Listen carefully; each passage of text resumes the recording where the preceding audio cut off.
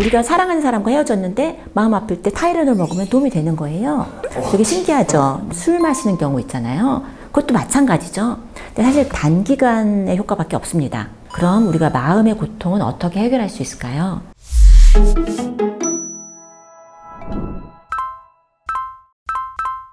네, 안녕하세요. 한소원입니다. 우리가 살면서 상처받는 일이 많이 있습니다. 신체적인 고통도 있고 마음의 고통도 있죠. 사회적으로 따돌림 당했다거나 사랑하는 사람이 떠났다거나 그럴 때 우리가 고통을 받습니다. 그런데 우리가 신체적인 고통은 진통제를 먹고 치료받고 해결할 수 있죠. 그럼 우리가 마음의 고통은 어떻게 해결할 수 있을까요? 마음의 상처를 받았을 때 우리가 표현할 때 보면 가슴 아프다, 부서지는 것 같다, 이런 표현을 많이 하죠. 영어로 heartbreak이라고 말하니까 심장이 부서진다는 그런 뜻이죠. 이런 마음의 상처를 입었을 때도 굉장히 신체적으로 표현을 합니다. 그리고 신체적인 고통을 느끼기도 하고요. 뇌과학 연구의 결과들은 사실 뇌 입장에서는 마찬가지예요. 신체적인 고통과 사회적인 고통이 별 차이가 없습니다.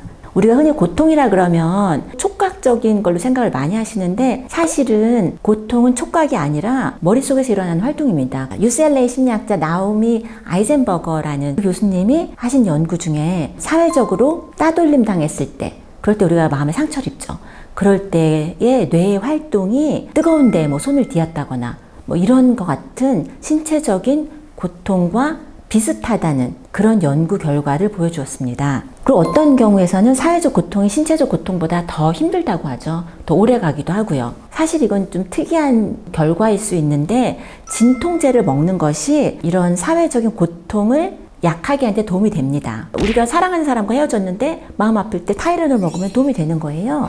되게 신기하죠. 사실 이게 뇌 입장에서는 그럴 수밖에 없는 게 고통이란 게 무엇인가 하면 위험에서 벗어나도록 미리 멀어지도록 하기 위한 경고가 고통이거든요. 그래서 우리가 흔히 생각하시는 것과는 다른데 고통이란 게 손상이 벌써 돼서 오는 게 아닙니다.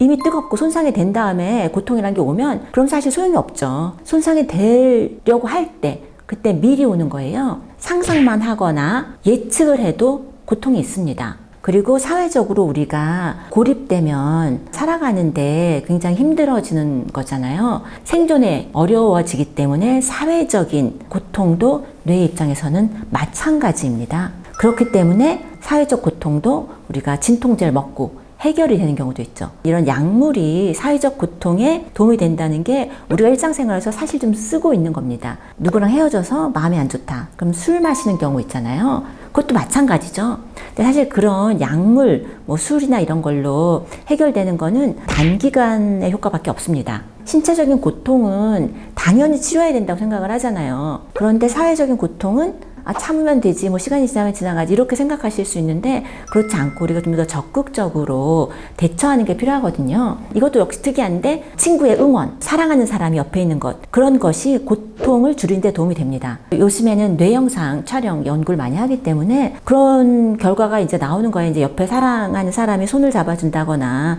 친구가 응원을 해준다거나 그 정도를 가지고도 뇌에서 고통과 관련된 활동이 줄어들어요. 그리고 또 한 가지, 이거는 예방 차원에서 해볼 수 있는 게 뭐냐면 자연 속을 걷는 것이 우울증이라던가 이런 정신적인 건강에 도움이 된다. 그런 연구가 굉장히 많이 있습니다. 그리고 사실 북유럽의 또 어떤 의사 선생님들은 이제 우울증에 처방전을 우울증 약을 주시는 게 아니라 새 관찰, 자연을 걷는 것, 그런 걸 아예 처방전을 써서 주시는 거예요. 이런 걸 해라. 그러면 우울증 예방이나 치료에 도움이 될 수 있다.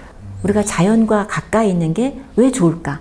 왜 물소리, 파도소리, 새소리를 들으면 왜 이렇게 마음이 가라앉을까? 뇌를 활발하고 건강하게 유지하려면 감각을 자극하는 것이 필요한데요. 자연 속을 걷는다는 것은 변화하는 것을 느낄 수 있고 볼 수 있고 감각 경험을 자극할 수도 있고 주의 과정을 더 넓게 펼칠 수 있게 해준다고 합니다. 자연 속을 걷는 것이 창의력을 돕는다는 연구 결과도 있습니다. 창의력을 돕는다는 것이 약간 우리가 생각하는 것을 계속 생각하는 게 아니라 좀 다른 방법으로 생각해 보는 거죠. 그런 과정이 마음의 병을 치료하는 데도 도움이 된다는 그런 뜻입니다. 그래서 우울증을 예방하는 데 가장 좋은 것이 자연을 걷는 것이다.